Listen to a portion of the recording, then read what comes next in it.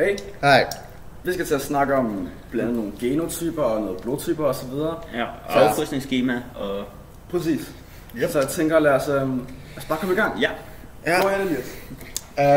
Jeg skal snakke om homozyget og heterozyget. Homozyget er, når man har arvet alle de udgiver fra både sin mor og far. Det er i hensyn til med, den er jo, man kan jo rigtig meget sige, at homozyget er jo det opposite af heterozyget. Fordi undtagen fra heterozyget, som jeg nævner lidt mere efter, homozyget er, når man har når ens kromosomer er bestemt lidt ud fra lidt mere bestemt ud fra hvor mange alleler man arver og homologe man får ud fra og heterozyget er når heterozyget er, som nævnt lidt før, er det jo baseret af homozyget. Det er heterozyget virker lidt mere, at man danner ens køn ud fra kønnets formering, og simpelthen og fra det her og igennem det her modtager man forskellige udgaver af samme stykke arvemateriale. Selvfølgelig fra sine forældre. Heterozyget også opfører mere, at den plejer altid at mangle en lille stykke, end hvad homozyget har. Og det er lidt, hvad forskellen er mellem homozyget og heterozyget. Og nu vil jeg så snakke lidt smule om genotyper og fænotyper. Så, som vi ved, så har mennesket, altså homo sapien, altid en arvemasse, som kommer fra tidligere generationer. Og i det her individs arvemasse, eller gen, der er der selvfølgelig de her genotyper. Og de kan ikke ændre sig, medmindre selvfølgelig der sker en mutation, som kun kan ske sådan i den enkelte celle. Men ellers er der også fænotyper. Og de her ting sammen, det er det, der gør, at vi ser ud, som vi gør. Nogle har for eksempel brun hår, nogle har selvfølgelig lyst hår, nogle har brune øjne, nogle har blå øjne. Det kommer også meget ind på, om sådan fænotyperne er dominerende eller recessive, fordi hvis de er dominerende, så er der jo større chance for, at for eksempel hvis en far har brune øjne, og din mor har blå øjne, så er der som regel større chance for, at du får brune øjne på grund af de her dominerende fænotyper. Men det tænker jeg, at Magnus vil snakke lidt mere om, blandt andet i forhold til krydsningsskemaer. Men det kommer vi til. Ja. Hej. Jeg vil gerne tale omkring krydsningsskema. Lad mig lige prøve her at vise her. Lad os nu hypotetisk set lege, at jeg har brune øjne, men min mor hun har blå øjne. Lad mig lige prøve at vise her. Så jeg lige der, ja. Lad os sige, nu nævner jeg bare mig selv som et eksempel her. Min fars forældre, en af min fars forældre, som hedder min farmor, hun har blå øjne, mens min farfar har brune øjne. Derfor så har min far i generne, min far har så fået brune øjne, så min far har generne stort K, lille K, fordi at stort K, det er det er min fars stort A, kan man sige. Det er min fars brune øjne, kan man sige. De er stort K, men han har stadig det blå gen. Det lyseblå gen, som min farmor havde. De blå øjne, som så er det lille K, fordi det er et recessivt gen. Og recessivt gen betyder det, at det er sådan det undertrykte gen, kan man sige. Så her leger vi et eksempel. Her. Det er min fars. Det er her, stort K, lille K. Min mor, hun har blå øjne, og derfor har hun lille K. Fordi at hun har ikke nogen dominerende gen. Og når der er to recessive gener, så hvad kan man sige, så når det er to recessive gener, så bliver det dominerende, så bliver det gen, der kommer frem. Men hvis der er et andet gen, et dominerende gen foran, eller et dominerende gen, hvis du har et dominerende gen, så er det dominerende gen, der bliver vist. Men hvis der kun er recessive gener, så er det recessive, der kommer frem.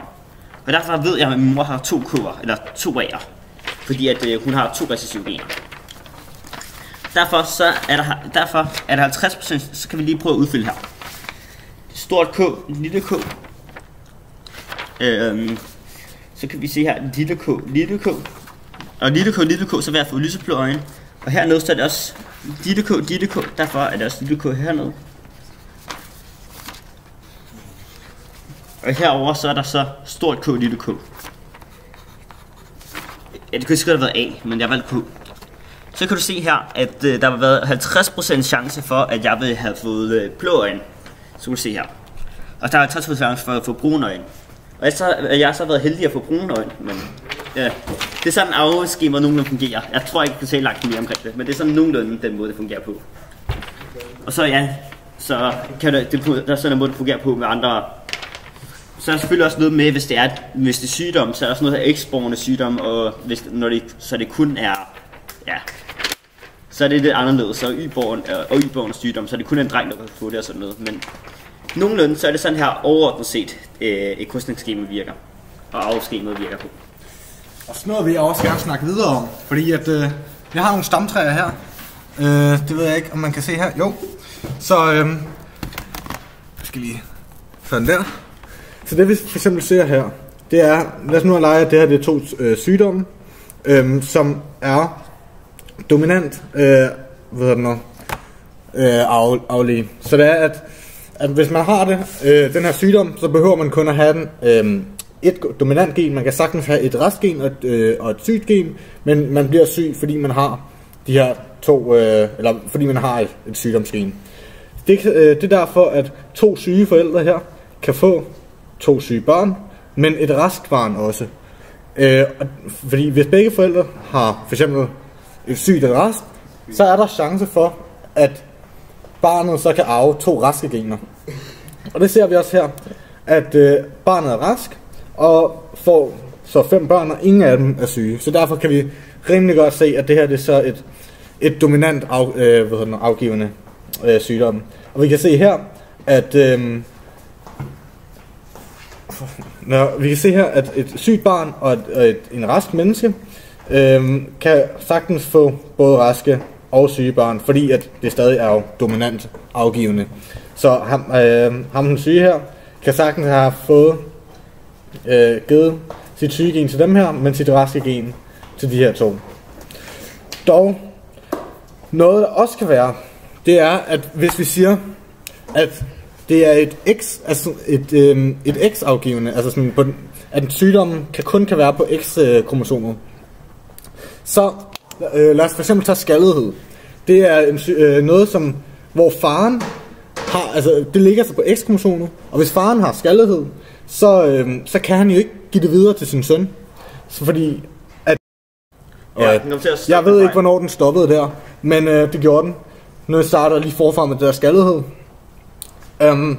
Hvis det er, at vi siger, at det er en X-borgen eller X-afgivende sygdom, som for eksempel skaldighed, så kan vi sige, at for eksempel, hvis faren har det, så hvis han skal lave en søn, så skal han jo give et Y-kromosom videre, fordi ellers så giver det sin datter, fordi at moren har jo kun XX, manden har XY, så derfor kan han ikke give sit X-afgivende sygdom videre til sin søn, men han kan godt, til gengæld hvis han får en datter, så giver han jo sit X-kromosom med skaldigheden, og derfor, når den datter så får et barn, så er der chance for, at barnets søn arver det her skaldighedsgen fra sin morfar, fordi at der er jo chance for, at han har fået det syge X-kromosom, eller det skaldede X-kromosom. Det der også kan ske, det er, at moren giver det videre til hendes datter, og hendes datter giver det videre til hendes datter, og hendes datter giver det videre til hendes datter, som så giver det videre til sin søn. Så sådan nogle kromosomers afgivende sygdomme og sådan noget, kan springe rigtig, rigtig mange generationer over, før at de sådan rent faktisk viser sig. Så ja, og det kan, de her sygdomme også gøre, hvis det er et recessivt sygdom, ikke dominant, hvor sygdommen ligger sig på det recessive gen. Og det betyder så, at hvis der man kun har et et sygdomsgen, så får man ikke sygdom, men man er bare bærer. Og det der så sker, hvis det er, at to partnere, begge to raske, men de har begge to et recessivt sygdomsgen. Hvis de så kommer sammen, der er 25% chance, så vi også i det andet krydsningsskema, så er der 25% chance for, at de får et sygt barn, selvom begge de her forældre jo rent faktisk er raske. Så både sådan nogle kønsafgivende eller kønskromosomførende sygdom og recessive sygdomme kan faktisk springe rigtig, rigtig mange generationer over, før de rent faktisk giver udtryk i børnene. Ja, det var det. Holy, ja.